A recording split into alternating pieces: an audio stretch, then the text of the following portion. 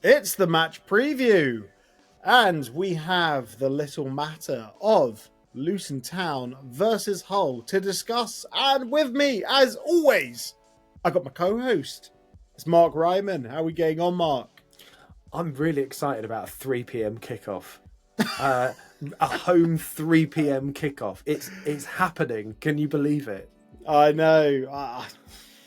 I honestly, I can't believe it. But what I'm worried about is what's coming after this. It's oh my god, it's double game week, and we know what happens with double game week. With the third game that follows the double game week, Luton Town are absolute toilet every single time. So my thrill about the 3 p.m. kickoff is all gone based on what's following. Well, yeah, I thought you were going to say following as in at 1 minute past 3. But yeah, sure. Definitely the next two games after Hull as well. But yeah, I'm already worried enough about this game, let alone those two. Oh, yeah. Oh, my God. I don't even want to do this. It's time for the recap.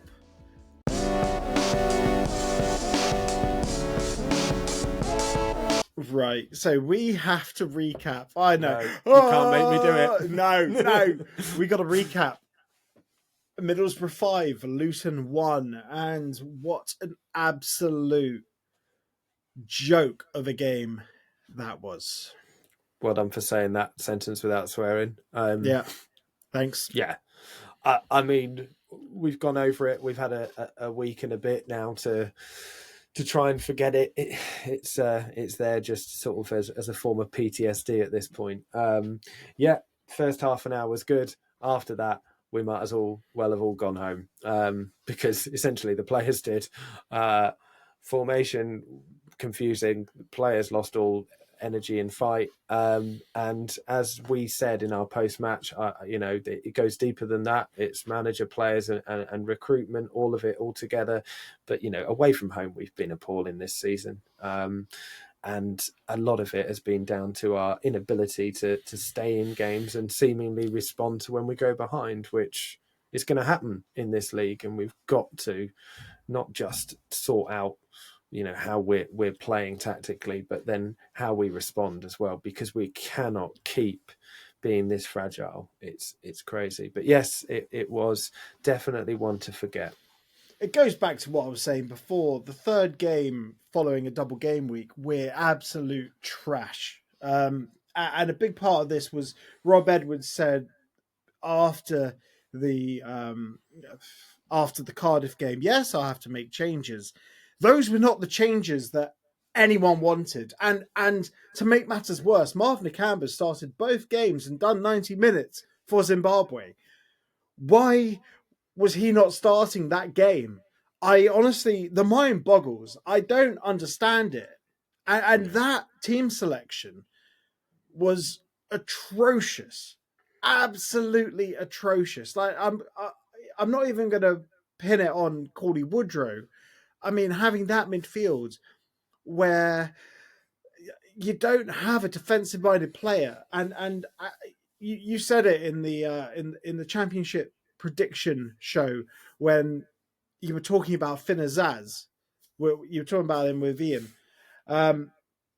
Just surreal how much space he was given, and you know what would have stopped that? Having Marv Nakamba in that midfield three.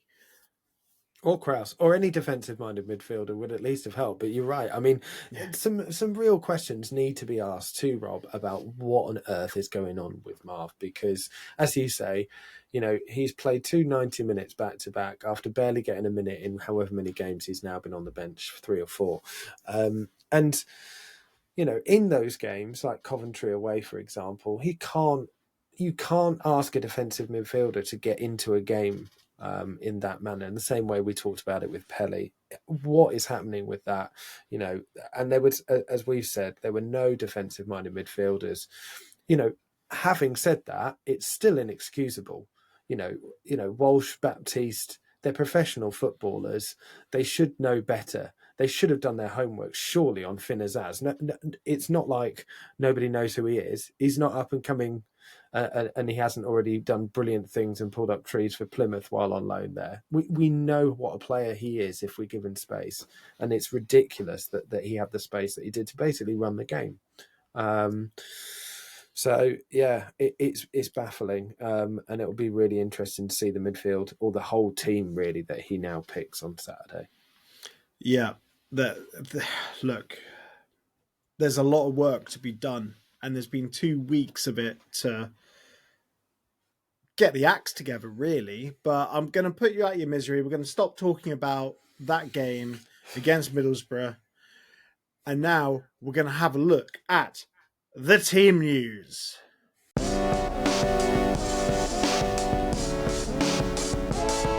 Right, so what team news do we have? So we were just debating whether Carlton Morris is actually suspended for this game. We know Jordan Clark is suspended for this game. Alfie Doughty, Reece Burke and Ruel Walters all likely to miss out. Alfie Doughty, it looked like a sprained ankle, and to be honest, like a sprained ankle can be anywhere from 3 to 9 weeks out, depending on how severe it is. But it'd be good to have some communication on it from the club. I guess, like, look, we're recording this before Rob Edwards' post-match, so we honestly don't know. Otherwise, I think it's quite a clean bill of health. Like, Marvin Nakamba's done 290 minutes for Zimbabwe. Cheddar Mengi's played for the England under 21s. Daiki Hashioka's played for Japan. So I think it's a clean bill of health. Everyone's returning fit and healthy, and I think we have a relatively full squad to pick from. The only doubt is Doughty. Yeah. You'd think after seeing him limp off that he'd struggle, mind you, seeing how much we missed him on that side. Again, yeah, Bell just didn't have the strength to hold off Dokes. I'm almost certain that Carlton Morris is suspended. I'm pretty sure that yellow card was his fifth, which limits the options there too. What a way to pick it up. That's like 3 for dissent. Yeah. And 1 for a really bad tackle. Yeah, pretty much in consecutive games. I mean, I'd probably class that tackle as part dissent as well, as isn't it? I mean, it's essentially just trying to make a point to other people, which I get. I completely get that frustration, you know. But as a captain and probably at the moment our only real reliable source of goals, it's a big loss. It's a big loss in a game that we're going to need to start well and score early to keep the crowd on side. But you're right, more or less a bill of health in the midfield as we've had most of the season. We've got our whole midfield to choose from. But will we get it right? That's the problem. Well, exactly. I mean, we talked about finally having the 3 that we wanted in midfield. Both of us wanted that. I think nearly everybody wanted that 3 in midfield. But we need defensive midfielders in there. Not playing Krause. For me, Krause has probably in recent games been easily our best player. So he's got to start for me. You know, I think you've got then the option on who runs off him. I think, you know, Chong should be raring to go. And gives us an option there as well. And then it's up to you whether you want to play Baptiste. I like Baptiste as an option in terms of having that cross, particularly if Doughty is unfit. We need someone else who can whip a ball in. But that gives us a bit of solidity to build from as well and not be so open. Because I really didn't like the midfield that was chosen against Borough. I thought we agreed not to talk about that game. Sorry, we did. Yeah, you're right. We did. Oh, I honestly don't know what's going to happen in terms of team news. I'd like to think that, well, Carlton Morris can't play, so it has to be Jacob Brown and Elijah Adebayo up top, right? It has to be. I thought that last game. But I mean, it literally has to be because Corley Woodrow was marking space and still losing. It was shameful, that performance, and I'd like to see Joe Taylor, who the club actually wished a happy birthday but failed to make any post about Rob Edwards' 2 years Yeah. in situ. It makes no sense where the club is saying happy birthday to Joe Taylor, but not saying, just a simple post saying, a picture of Rob holding the trophy and going, happy birthday, 2 years in charge, or something like that. I mean, I did find it odd. I get the argument that they're damned if they do and they're damned if they don't. I do get that, and I do understand that argument. But at the same time, just not saying anything seems to be the default position, and it doesn't help with the fans. It doesn't help settle the fans. And look, I mean, we're talking about lineups. We weren't sure that we'd have the same manager for this game. Really, I think most of us assumed that he'd have been gone last week, and I was certainly surprised to see that there was no announcement. So, yeah.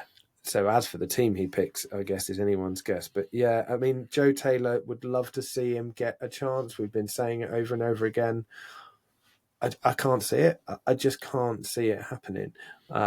He's had plenty of opportunities to play him and hasn't.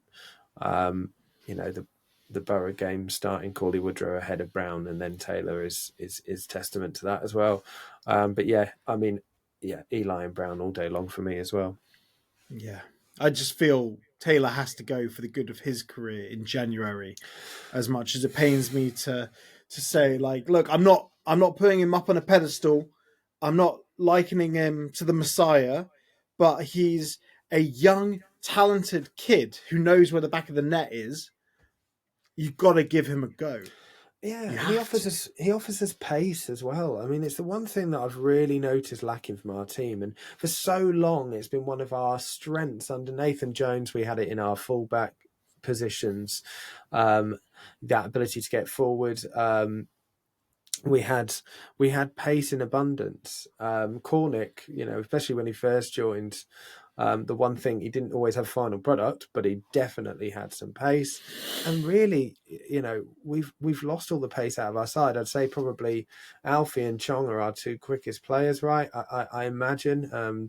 But Alfie being out and having Cauley Woodrow, who is probably the slowest player on the pitch, and I'd include Kaminsky in that, is therefore, we haven't got the opportunity to counter on teams. He offers us pace, and just in this league, it's so invaluable to have that.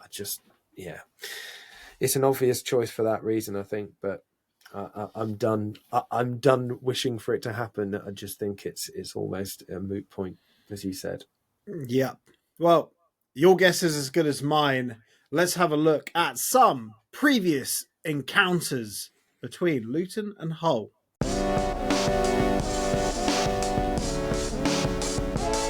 As always, you can check out the entire history of matches between Luton and Hull, dating back to the formation of both clubs, only at hattersheritage.co.uk. Go check it out, because it is legitimately the greatest football heritage site possibly in the world. And I'm not bigging it up just because I work with Hatters Heritage. It's honestly fantastic. And by comparison, I'm using FOTMob for this. So the previous 6 games between Luton and Hull, what do you reckon the spread is here? Oh, I think we've had the edge on them. I think, apart from the early days in the Championship, I think we've beaten them far more times than they've beaten us. I think we've got a really good record against Hull. So how many games? 8, did you say? 6. 6. I think we've won at least 4 of them, maybe 5. We have won 4 of them. 4 wins, 1 draw, 1 Hull win. And we're talking about that in the little offcut that I'm going to edit out with editory mastery. That 3-0 when Hull rocked up at Luton. And it was a absolute masterclass from Jared Bowen and Kamil Grosicki. And then Kevin Stewart just walked one in the net. Yeah, what a team they had then. That isn't the game that sticks in my mind, although I do appreciate you reminding me of it. They were pushing for the playoffs at this point. And that's when they sold Jared Bowen and then dropped like a stone, I seem to remember. Yeah, exactly. They did. Because we relegated them pretty much. That's correct. Yeah, that was the first season we were there. And that's the game that sticks in my mind. The Kazenga Luar goal, backflip, everyone going nuts. Well, as nuts as you can do in a game that's got no fans in it. But yeah, I was sitting at home staring at the laptop screen, drinking relatively heavily, let's say, and I don't think I've ever gone quite so mad at a goal scored. But yeah, that's got to be surely for everybody. There's a few other standouts. The Bree free kick is a big one. The Lansdowne goal from 25 odd yards. The Lansdowne goal. The Lansbury goal. Sorry. Yeah, the Lansbury goal that he smashed in. Yeah, those are the two. Yeah. Good games, to be honest. Really good games. They do stick in the mind. Obviously not Henry Lansbury. You've already forgotten about him. You should get him round to sort your lawn my out. Gardening. I've just done my turf as well. Yeah, exactly. Yeah, you should have given... too expensive for me. Yeah, you should have given him a call and just balked at the quote. Whatever. It's like, wow, that much? It's only grass, mate. Yeah, that Luar goal, I remember exactly where I was when that went in. Watching it in my kitchen with my laptop up, and my wife even understood the significance of that goal. And she was delighted. We're dancing around my daughter. It was wonderful. Just a shame we were all watching it on computers and TVs, and it was a really rubbish time. It was. But yeah, we sent them down to League One, and they did well to bounce back. And we've had the better of them since, as you say. It's a good one. It is a really good one. But I'm still very worried about this game. Because essentially, the past doesn't matter. You could beat a team 100 times in a row and come into this game with really poor form, and they'll turn you over. To be fair, they've got worse form than us. They're one of the few teams that I think are in worse form than we are. But you're right. I mean, no Luton fan is looking at this game thinking easy win, surely, after the last game. It's just so much of the unknown, as we've been saying. You've no idea what version of Luton Town are going to turn up. And to be quite honest, we don't have any idea what version of Hull are going to turn up as well. They're really struggling to win games. They're not scoring a load of goals either. There'll be obviously some familiar faces either in their lineup or on the bench, right, in their fullback positions particularly. So it'll be interesting to see if Giles and Drame play, how they'll do against us. But yeah, I think particularly Giles will have a point to prove, right? Yeah, 100% he will. But before we take a look at it, let's kick this over to Phil, because he met with the opposition and he's going to try and probe into what Hull might turn up. Take it away, Phil. Hello there, everyone, and thank you to Ollie and Mark for your preview so far. I'm looking forward to listening to it in full. Today, I'll be joined by Ant from the Hull and Back podcast. So he'll be speaking to me about all things Hull City. They're finding things a little bit difficult themselves, as are we. So it could be a really interesting game at Kenilworth Road on Saturday. A Saturday 3 p.m. kickoff, no less. Let's see how that one pans out, because we do not play very regularly at Saturday on 3 p.m. anymore. So hopefully it will be some good luck for us. We're going to be hosting a couple of ex-Hatters as well. So we've got Cody Drammer coming back to Kenilworth Road. And let's face it, he was a breath of fresh air for Luton when we had him. It's a real shame that we didn't get the chance to have him back as a Hatter in our Premier League season. But one Hatter that we did have in our Premier League season was Ryan Giles, who was an absolute car crash of a footballer. So it's going to be really interesting to hear from Ant what he thinks of Ryan Giles. It looks like he's lost his place in the team, so I'm thoroughly interested to see how they perceive Ryan Giles. We will also be getting Ant's prediction for the game. He's already given me his Sluga 6 predictions, so keep an eye out on our socials for our predictions. And I'll hand over to myself a little bit later on when I had a chat with Ant Northgraves from the Hull and Back podcast.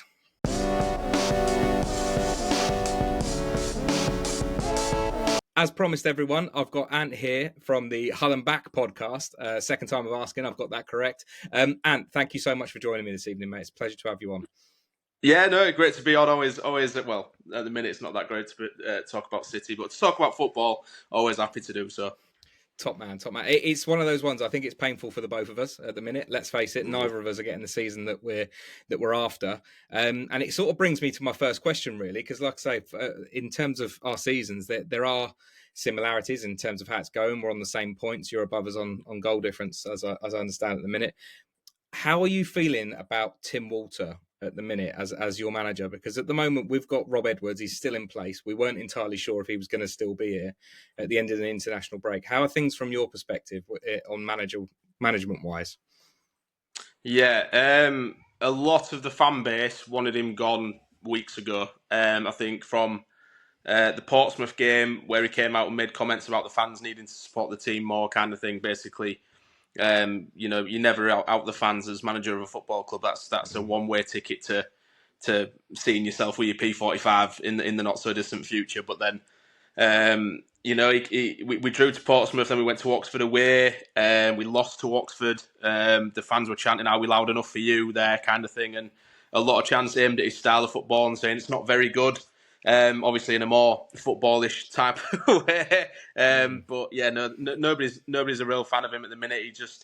He sticks to this very absurd style of play. I mean, you'll see it yourself when you watch the game. We play a very unconventional style of play. The system, the setup, the rotations with the players, it's all a bit bizarre. And I think the players are struggling to adapt to what he wants them to do, or we don't have the quality of player to do what he wants us to do. But he fails to change anything. He's not even going back to basics just to get results on the board. He's very happy with performance levels, despite results not being great. And it's all well and good playing well, but at the end of the day, you're level on points with the bottom three. So where does it come unstuck? Would they be happy if we got relegated, but we played well in all 46 games? I don't understand the logic there, but the owners come out and backed him. The fans aren't the biggest fan of him, but we're stuck with him, I think, for the next few games. Like you say, I'm quite surprised that Luton have still got Edwards. I thought we'd both have new managers for this game, but it doesn't look that way. But it's a case of if not when now when he goes, which is a painful thing because during an international break when you've got 2 weeks to get a new guy in without the distraction of a game would be the perfect time, rather than just delaying the inevitable and then changing him in December like is what's most likely to happen. Do you know what the parallels are? You've explained that so well, and the parallels are even more so than I thought they were, to be honest with you. Because I think you just said about the fact that your owners come out and backed him. I mean, we haven't had any clarification from Luton's point of view about backing him. I think that they've just sort of left it, and it almost as if to say like the silence is the fact that we're backing Rob Edwards. But I wonder sometimes with Luton, and obviously from hearing for you about Hull, whether there's a perhaps arrogance isn't the best word, but sort of stubbornness from the owners about the fact that we've got it right. Because obviously it was a huge talking point for Hull about the fact that you got rid of Rosina last year, and you had such a positive season, you had such a good crack at it, to just failing towards the end there. I mean, that it must be really hurting right now because there's a big drop off. So is there a case of fans also going against the owner because of how stubborn he is, or is he in your good books, or how's the feeling with him? I think the feeling's still mostly positive with Adrian. I mean, he's been amazing for us since he's taken over. I don't think, I mean, this season, he has to take accountability for it. Like you say, he's took on a new role on the board of directors at Fenerbahce, which is the club he supports, which then led to him focusing on them on the first half of the transfer window, and we didn't do any of our transfer business really until like the last couple of weeks of the window, and that's too far. The season's already started by that point. Then you've got to wait for these players to bed in, get used to the system, get used to each other, form connections, etc. So late transfers already put us on the back foot. We didn't sign any goal scorers. We sold all of our best players from last season. I mean, we expected to lose a couple like Greaves and Philogene. We're never going to keep hold of them. Obviously, all the loan players like Carvalho and people like that and Delap are going to go back. But then your focal point should be, right, all our goals have gone. We need to bring goal scorers in. And they let players go without having a replacement lined up, which I think is always bad business. Our owner came out and was very honest about why he does that. He says he wants to be the kind of club that doesn't hold players back. We're quite happy for us to be a stepping stone. So if they want to go on and play for bigger and better things in the Premier League, then we won't stand in the way to do that. But which is all well and good. But then the welfare of the current club suffers because, like you say, you don't have the personnel in the door to do what you want to do in terms of personnel. So we were already on the back foot. Like you say, the call with Rosinia was a very contentious one, but it's one that I think a lot of City fans, a lot of people outside of Hull City don't really understand why he got sacked. But from within the club, we kind of have more of a accurate view because last season, yes, we finished 7th and 3 points outside the top 6, but with the quality of players we had, arguably we should have been in the top 6. The run of form towards the end of the year, 3 wins in the last 13 was poor. Yes, we lost players like Liam Delap for 6 months. We lost Philogene for the best part of 2 months as well in the season. So there are mitigating circumstances, but the style of play wasn't entertaining. It was very static, slow, safety first, possession based football. Obviously, we was more organised than we were this season, but watching your centre halves and your midfielders play it between each other for 90 minutes every game, especially at home, where obviously he's worked so hard to get a lot of the fans back from the boycott era from the previous owners. So all these fans have come back, and then we're watching, boring football, and we're not very good at home. So when we didn't make the top 6 and the football wasn't that entertaining, you could kind of understand why he made the decision he did. I'd have been happy to give him another year, but I can also understand why he went. So I was kind of on the fence for that one, but you've got to get your replacement right, and we really didn't. He went really, really left field with this appointment. Nobody, I think, realistically from this country even knew who he was, what he was all about. We were promised exciting, attacking, thrilling, 4-3 every game kind of football. And we're not seeing that. We're seeing our centre-backs and goalkeeper pass it amongst each other. It's just like a repeat of last season, but without the defensive solidity and the goal-scoring prowess up top. So, one clean sheet all season. 3 wins, and they were 7 games ago or something like that. It's not the best season so far, but I think that there are some angry comments aimed at Adrian, hoping that he'll take a bit of the blame and come out and apologise. But his recent interview more or less came out and defended what he was doing, and I think his ego's maybe stepped in a little bit now because he don't really want to admit that this sort of managerial change hasn't worked the way he wanted it to. Yeah.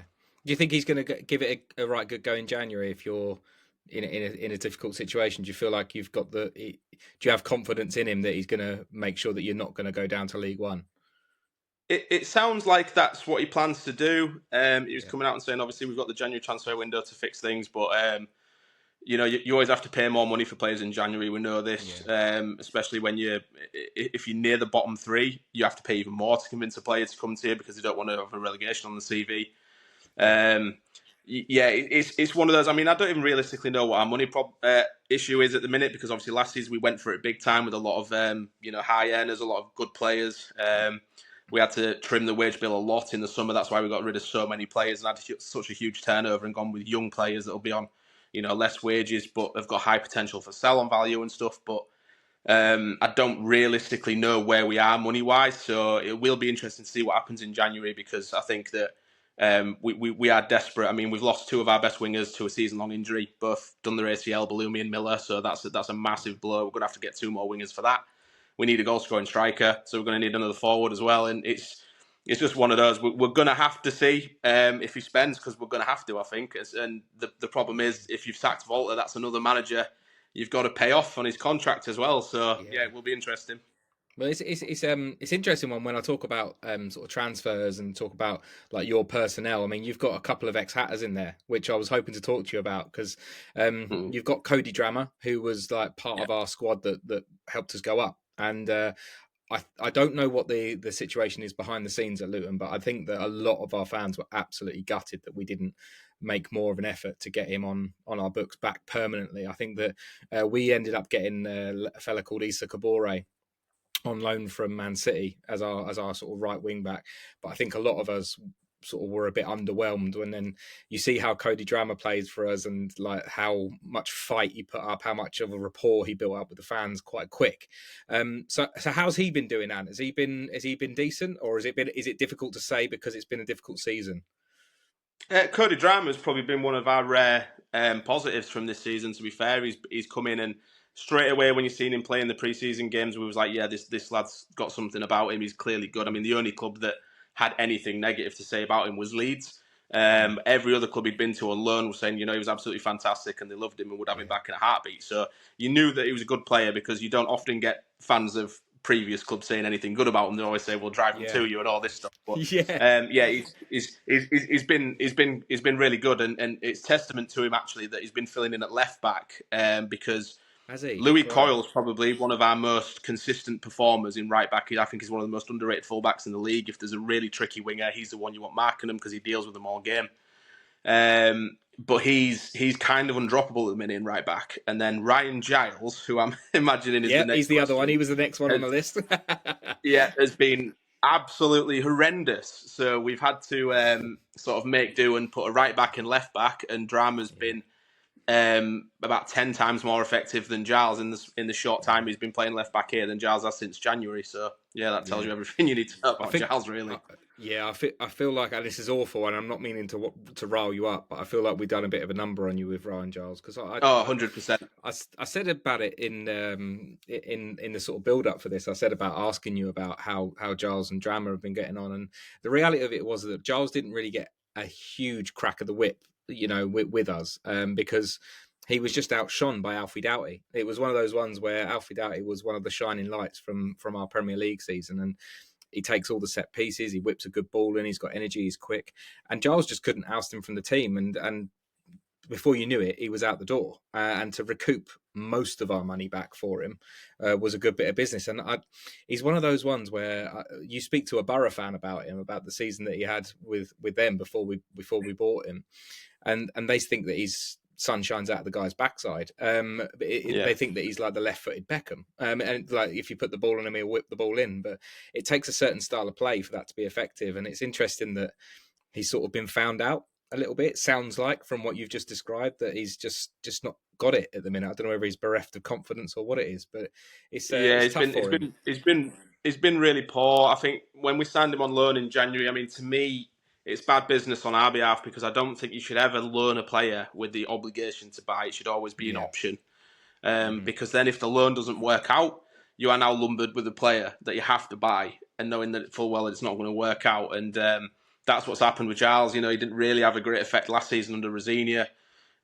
He got an injury at Leeds, then didn't really get another look in for the rest of the season. He was second fiddle to Matty Jacob for the rest of the year. Then when we bought him for this season, we thought, this new attacking, exciting style of player might benefit him more because he's going to be further up the pitch and do what he's meant to be doing better. But no, he's just been really poor. Hesitant to cross the ball, constantly giving the ball away, can't defend one-on-one situations. He was dropped for a few weeks, and then we went to Oxford away, and I thought, do you know what, we need to chuck Giles in and see if he can... If being out of the team and dropped for a right back sort of spurs him on to saying, what am I doing? I need to pick up. Yeah. Started against Oxford, and it was his fault, stupidly giving the ball away and then not tracking back for his man. The goal we conceded and eventually lost, and he's straight back out the team. So there was a lot of transfer rumour around him about Middlesbrough in summer. So after we bought him, there was like a rumour that Middlesbrough were going to come straight in for him, which a lot of our fans were like, yeah, I'm not that bothered actually, which says everything because he'd only been on loan 6 months beforehand and we only just bought him. But then that never really mustered to anything. Then we thought the window's shut. He might focus now. Maybe the transfer distraction was a thing, but no, he's really not knuckled down. I just think he wants to be at Middlesbrough, and I think that's clear. He doesn't want to be here. He even doesn't like the system. He wants to be there where he's clearly loved, and I think they'll probably come in, especially if they're in the top 6 January time, maybe with a loan with a thingy to buy if they go up kind of thing deal. But yeah, I can't see Ryan Giles featuring much more for us as a football club. No, it's interesting. I feel for him because, like I say, you don't ever wish nastiness upon a player, but the reality of it is that he's having a properly tricky time in his career, and he's made a couple of moves. I think he's naturally a wing back. I think when you play him at the side of a back four, he really struggles in that deep part of the pitch because defending's really not his forte. He wants to get forward, and I think when Middlesbrough had him in that season, he played as that left wing back, didn't he? Where he was a bit more further advanced, and he had 3 defenders to cover for him. Whereas we've always played him in a back four, and he really struggles. Yeah, it's a shame. Well, Ant, I'm going to finish up and ask you how you think the game is going to go on Saturday. Obviously, we're both sort of pretty bereft of confidence. We're just off of an absolute hammering away to Borough, so there's a lot of trepidation with us returning to Kenilworth Road at the weekend. But give us your thoughts on the weekend and what you think the scoreline is going to be ultimately. Well, we'll definitely concede because we don't keep clean sheets. So that's a good thing for you guys. It's one of those where we're actually better away from home than we are at home. We've only won, I think, 3 or 4 times this calendar year at our stadium, which is just, we're nearly in 2025 now, so it's just absolutely horrendous at home form. But away, we're slightly better. But I do think that Luton will be looking at this, and certainly Rob Edwards, I think, because he's got a bit more credit in the bank because of what he's done with Luton previously than our gaffer has. We're absolutely on the floor as a football club at the minute. There's question marks to the owner, the manager. The players don't look like they want to play with him. The fans hate the manager. He's still here. The manager's come out and backed him. So everyone's just a bit fed up and given up. Yeah. Whereas Luton, I think, have got that, if we win this game, we could really kick on kind of mentality. And I think Edwards will be really hammering down that this is a must win. He's had these 2 weeks now to work with them. And I think they're going to try and just go hammer and tong and just absolutely go at us because they need to turn the season around kind of thing. So I am expecting a defeat. It's one of them where I think it'll be a good game. I think we'll lose maybe like 2-1 or something like that. But it will be an interesting one because I think whoever scores first, mentality-wise, it will be very interesting because I think we tend to put our heads down. As soon as we concede, we've lost. Same as. If we score first, then we usually do okay. But it'll be a very tough game, I think. It's one I couldn't agree with you more. I think that you've got two sides that are absolutely bereft of confidence, and whoever gets that first goal is going to be absolutely massive because as soon as those heads drop, they start getting that PTSD from, oh God, what happened last time? So I think it's a case of like the first goal wins in a weird way. So it's going to be an interesting one, but like I say, fingers crossed it's a good game, above all else. It's a rare Saturday 3:00 kickoff for us. We just don't seem to have them. I'm really looking forward. Yeah, I'm fed up of Sky. 3:00 on a Saturday. It should be a good one. And just before we go, just if you could just share your socials after that little boo-boo at the start, just so that you can get a few follows if anyone's interested. Yeah, so my personal social is literally just at Ant Northgraves. You'll if you look on the Hull City hashtag, you'll find me somewhere. And the podcast account is at Hull_and_back. So we do obviously reviews on a Sunday, usually after the games, and we do a radio show thing on a Wednesday. So it's always worth a listen if you like to listen, especially if you win. Come over and listen to us have a good rant for about an hour. If you lose, I don't expect you to come over at all. But any follows, any shares, any likes, anything like that, muchly appreciated. But cheers for having me on, mate. Top man. Thank you so much, Ant. I really appreciate it. So there you go, guys. Ant is predicting a 2-1 win for the Hatters. It seems like it is not a very happy camp at Hull City at the minute. I was really intrigued to hear about his thoughts on the manager, but also the owner. It seems like they're very much in a situation where they thoroughly back the owner, back his ambition. It just happens to not be working with their current manager. He was talking to me off air, Ant, about some really unusual formations that Hull play, and also the fact that they will probably dominate possession. They've got some incredible possession stats, but the reality of it is that those heavy possession stats are thoroughly skewed by the fact that the ball gets played around between the defenders and their sweeper keeper. So it could be a day for Elijah Adebayo. And the reason I say that is because that guy has got some seriously long legs and he does get the odd block in. So if we can force a mistake and if we can get that first goal before Hull City do, because the reality of it is that you've got two squads that are absolutely bereft of confidence following the last game. So if we can get that early goal, get ourselves ahead, enjoy a Saturday afternoon, enjoy a buoyant crowd, then hopefully jobs are good and we'll be able to bag 3 points. And unfortunately for Ant, add to a little bit of Hull's misery. But that was the opposition preview with Ant from the Hull and Back podcast, and I'm going to hand back to the lovely Mark and Ollie. Take care. Take it away, gentlemen. Thank you, Phil. Appreciate that, mate. Let's take a look at Hull's team and give our thoughts on where their threats are going to come from. I'm quite worried. They have a player called João Pedro, and I think that's just too much of an omen, isn't it? Well, the other João Pedro never turned up at the Kenny, so I can't expect this one to either. So we'll be fine if that's the case. Good point. But this João Pedro, I thought he was a bit more prolific. He's only scored 2 goals this season.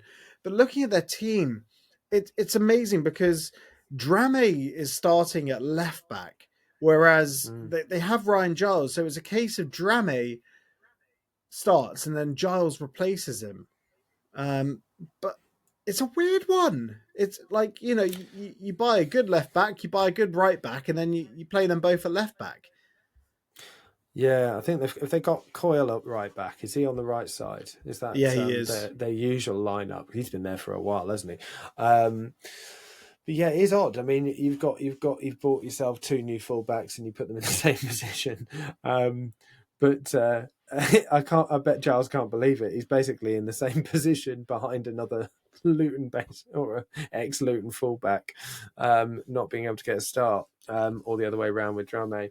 I don't think either of them have been excellent. It's certainly not been to their ability, but we both, I think we know what both of them can do. And look, I think Giles unfairly gets a fair bit of mick taken out of him. I really think that there is an excellent player there that wasn't really deployed to his best talents. And, you could see that at Borough.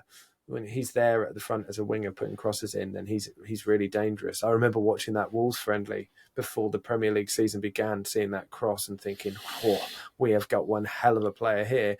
And then we played him in a position against Premier League teams where he's most of the time stuck by his own corner flag, I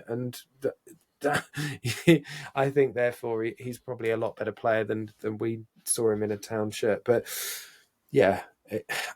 There'll be threats from whoever plays on those fullbacks, and Coyle's an experienced player as well, and a decent one too. But yeah, they're not scoring loads of goals, are they? So that should help a little bit. They're not conceding loads either, so it depends on what threats we have going forward too. Yeah, well, they've scored 1 fewer goal than us, and they've conceded 6 fewer goals than us. So, still doesn't make good reading, does it? It's I'm concerned. I'm concerned. That's all I can really say about it. They do have talent in that team. They have so much talent, but. To be honest, they've got to be thinking, why the hell did we sack Rossinia? Because, 1 point out the playoffs last season, they bring in this guy, Tim Walter, and, he comes in with a pedigree and gets a load of new players. And they're on, as bad a run of form as we are, winless in their last 5, possibly further back than just the last 5. Back-to-back losses, though, and this has to be the one where, we springboard our way away from the relegation zone. It has to be a win. Well, it has to be, especially when you look at the games coming up after it. I mean, you really have to pin your hopes on this because, the ones after it are scary. I mean, Norwich has got slightly less scary in the last couple of weeks before the international break, although there's still time, and their home form, as you've pointed out before, is still pretty good. Look, we have to win. I think their manager is under a huge amount of pressure. If I was a betting man, which I'm not, I would put money on it being between him and maybe 1 or 2 others to go next in the Championship. And you're right. They clearly, messed up with the Rossinia sacking, who did brilliantly, admittedly, with a team that had some excellent players that are now playing almost regularly in the Premier League that are no longer at Hull. But they've brought in lots of players. They brought in a manager and expected that to work. It just doesn't work that way usually in the Championship. And I think, the owner has hopefully learnt a lesson on that you can't just scrap it all and start again every 6 months. And he doesn't do a full Gino Pozzo and go down that route and give people more time. But you can't help but think whilst under pressure. Allegedly, he's the Turkish Simon Cowell, but the only difference is he doesn't have an eye for talent. Put it that way. But it leads us in perfectly for score predictions. Yeah, you like that joke. It was good. Oh, thank you. Thank you.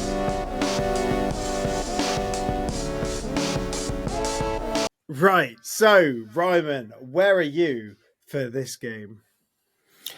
I've gone 1-1.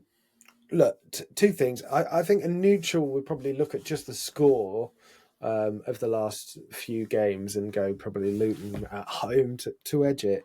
But I don't think many neutrals, let's be honest, would be, if this was on telly, be turning this game on. I think, we've just highlighted the fact that, we haven't got Carlton Morris. Neither team can score goals particularly freely. And both wildly out of form. I think that there's a bit of me that thought Hull could win it. I don't know what we're going to get. I don't know what we're going to get from Rob Edwards. I don't know what kind of headspace he's in, what kind of international break he's had as well. I think that's huge in this game. It really is. I don't know the impact of us starting slowly or heaven forbid, going behind, and the amount of backlash that we'll get. Has a week and a half or 2 weeks by the time we kick off, calm things down in terms of the fans. I hope so. I hope it doesn't get toxic, but there's all of those factors to include as well. But at the same time, I can't really justify a Hull win prediction based on how terrible they've been as well. So that is my justification for it. Yeah, 1-1. So I've gone 2-1 Luton, but I would actually prefer like Ian Stone's prediction of 4-0 Luton. Yeah, me too. Because it has to click. Like, we're running out of times whereby we keep saying the corner's been turned, or it has to start from now. It really does have to start from now, because it doesn't get easier after this. As you said, Leeds, then Norwich, and then we have Stoke and Blackburn. If we lose this game and then Leeds and Norwich, which we weren't expected to win anyway, No, Rob Edwards has to be sacked, because it's obvious the players are there. The players are good. Regardless of whether the players are playing for him or not, is irrelevant. A manager, a coach, is meant to motivate the players, lift the players, get them, put the boot up their arse, force them, light the fire in them, make them play. And that is just not happening right now. It's disgraceful. And you see it from his post matches, you see it from his press conferences. He just looks miserable. How is he meant to motivate anything? Yeah. It's surreal. It's surreal that a man that charismatic has become so meh all of a sudden overnight, pretty much. It's like he's been like this all season as well. It's not like the results have done it. Like after that Millwall win, he was so miserable. Even after the Watford win, I would argue as well. I mean, Millwall, you could argue that it was a fantastic away performance, particularly the first half, although we got very lucky, let's be honest. In the last 15 minutes, they could have easily and possibly should have equalised. But good away point, and that's good away win, rather. It's looking better by the day. But even after the Watford game, which is, obviously our only kind of complete performance and result together, I would argue, I think even then he wasn't, and I think we said after that game that he needs a run of 3 or 4 wins before, his mood changes. And that's a big ask now. The deficit's getting bigger. The amount of wins it's going to take for things to change is getting more and more. And that pressure is telling. You can see it. There's no point in hiding it. You can see it. And while I think some of the players were an absolute disgrace against Borough, I called out Ted and Mengi. I don't regret calling him out at all, because I think that his attitude on the pitch was appalling in that game, and we know how good he can be. But you can't sack the players. There's, that old cliche. It has to be the manager. So yeah, you're right. This game therefore becomes really, really important in that 3-game week where we're sitting here expecting us not to get anything from Norwich and Leeds. Yeah. So that was us previewing El Sacchio with Rob Edwards and Tim Walters, their jobs on the line. Let us know in the comments what your thoughts are about this game, ahead of this game. Are you expecting anything from Luton? If you're a Hull fan watching this, are you expecting anything from Hull? Regardless, it's going to be an absolute terrible game for the neutrals. As always, if you're watching this on our YouTube, please subscribe. If you're listening to this on Apple, Spotify, wherever you get your podcast, please follow the show. It really helps, and we can be in your ear, chirping away really annoyingly during your commute. As always, I don't know if we got this. Come on, you Hatters. The least convincing, come on, you Hatters. Please.